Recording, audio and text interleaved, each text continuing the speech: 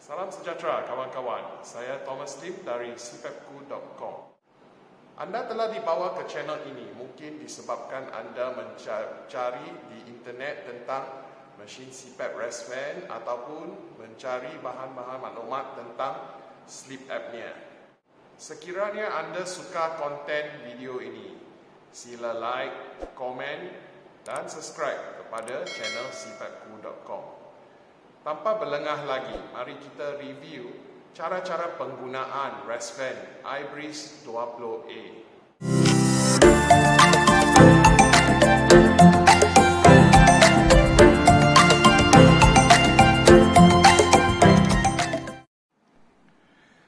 CPAP rest van iBreeze ini canggih dan kelihatan cantik macam jam radio tepi katil. Pasangkan jack power supply kepada power supply port di belakang dan buka switch. Mesin CPAP ini akan dihidupkan dan skrin akan menjadi terang. CPAP rest van ini lengkap dengan skrin LCD 3,5 inci dan pengendalian menu pengguna atau user menu adalah melalui tombol kawalan di sebelah kanan. Putar tombol untuk mengawal pemilihan fungsi dan tekan tombol untuk membuat pilihan. Mari kita mengenali dengan lebih mendalam setiap pilihan yang sedia ada dalam user menu. Sebenarnya, pengguna atau pasien akan mendapati bahawa kawalan dan pengendalian bukanlah sesukar yang disangkakan. Atur cara menu sistem yang ringkas dan mudah, sebaliknya senang difahami dan boleh dikuasai dalam masa tersingkat. Sekiranya anda mencari mesin CPAP yang senang diguna dan difahami, maka CPAP rest van iBreeze inilah pilihan yang tepat. Pilihan yang pertama dalam menu ialah info atau maklumat. Pilihan ini memberi maklumat tentang penggunaan dan kualiti terapi anda.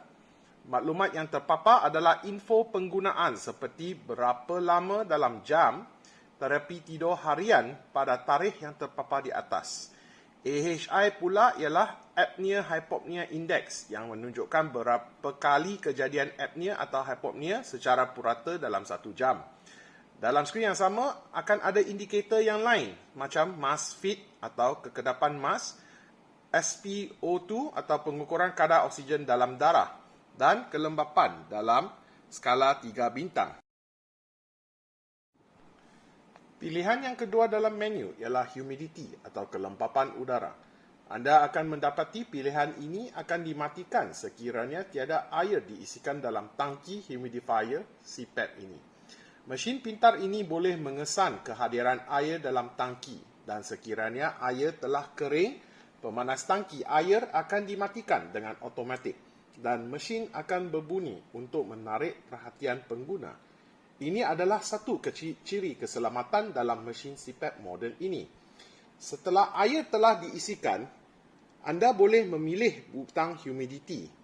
Kamu ada pilihan untuk memilih kadar kelembapan secara manual dari tahap 1 untuk kelembapan terendah sehinggalah tahap 8 untuk kelembapan tertinggi. Cuaca kita yang tidak sejuk atau kering, anda boleh mengguna tahap 3 atau 4 ataupun anda boleh meninggalkan dalam tetapan auto supaya mesin yang akan membuat tetapan mengikut suhu dan kelembapan yang dikesan di persekitaran mesin CPAP. Pilihan seterusnya ialah mask fit atau kekedapan mask CPAP yang dipakai. Kalau berlaku kebocoran atau mask tidak kedap, akan kelihatan ikon muka yang sedih atau adjust dipapar dalam skrin. Dan sebaliknya, ikon akan bertukar kepada wajah gembira atau good sekiranya pemakaian mask baik dan kedap udara. Penggunaan ikon yang senang macam wajah gembira atau sedih menjadikan ia senang difahami.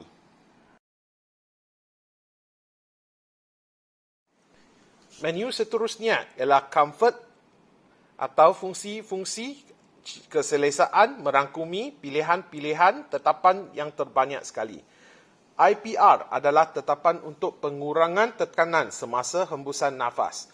Tetapan 1 adalah untuk pengurangan kecil dan tetapan 3 adalah untuk keselesaan maksimum dengan pengurangan tekanan tertinggi masa peringkat hembusan nafas. Auto start adalah tetapan untuk mesin bermula secara automatik apabila mengesan hembusan nafas anda. Auto stop sebaliknya adalah tetapan untuk mesin berhenti mengepam udara apabila mengesan kebocoran udara yang banyak, seakan-akan pengguna membuka mask selepas bangun dari tidur. Seterusnya ialah dua ciri keselesaan yang mengawal kadar kenaikan tekanan CPAP atau pressure RAM supaya tidak mengganggu sejurus sebelum pengguna lelap tidur. PREM adalah pressure atau tekanan permulaan, manakala tetapan RAM time ialah masa yang dipilih dalam inkrimen 5 minit untuk mesin CPAP meningkatkan tekanan dari PREM sehingga sampai ke tekanan terapi yang ditetapkan oleh doktor anda. Tetapan untuk jenis tube atau hose, saya menggunakan hose size 19 mm. Jadi anda boleh memilih tetapan berdasarkan saiz hose yang anda gunakan. PM2.5 merupakan sejenis filter khas yang boleh digunakan sebagai alternatif kepada penapis udara biasa yang disertakan. Akhir sekali, dalam tetapan comfort ialah pilihan jenis mask yang anda gunakan. Dalam contoh ini, saya memilih nasal mask yang saya gunakan. Sekiranya anda memakai full face, pilihlah mengikut jenis mask anda. Tetapan terakhir ialah setting, di mana terdapat lebih banyak lagi tetapan-tetapan biasa untuk mesin CPAP, seperti bahasa yang digunakan. Tetapan untuk sambungan Wi-Fi supaya data terapi anda boleh dipindah dari mesin ke app khas yang boleh dimuat turun ke dalam telefon pintar anda. Data terapi ini bolehlah anda review dengan doktor anda. Anda juga boleh mengawal kecerahan skrin LCD atau menambah sensor untuk peranti pulse oximeter. Penetapan tarikh dan masa. Pastikan tarikh dan masa betul supaya data terapi anda direkodkan pada masa yang betul. Mesin ini juga mempunyai fungsi notifikasi untuk memperingatkan anda masa untuk menukar penuras udara atau menukar mask anda supaya terapi anda selalu pada tahap yang efektif. Mesin CPAP ini juga mempunyai alarm clock yang boleh ditetapkan untuk berbunyi pada waktu pagi. Banyak lagi ciri-ciri yang terkandung yang tidak dapat disampaikan dalam masa yang singkat ini. Dan untuk maklumat yang lebih terperinci, anda boleh merujuk kepada buku panduan atau manual yang disertakan dengan mesin CPAP wristband anda semasa wakil kami menghantar CPAP ini.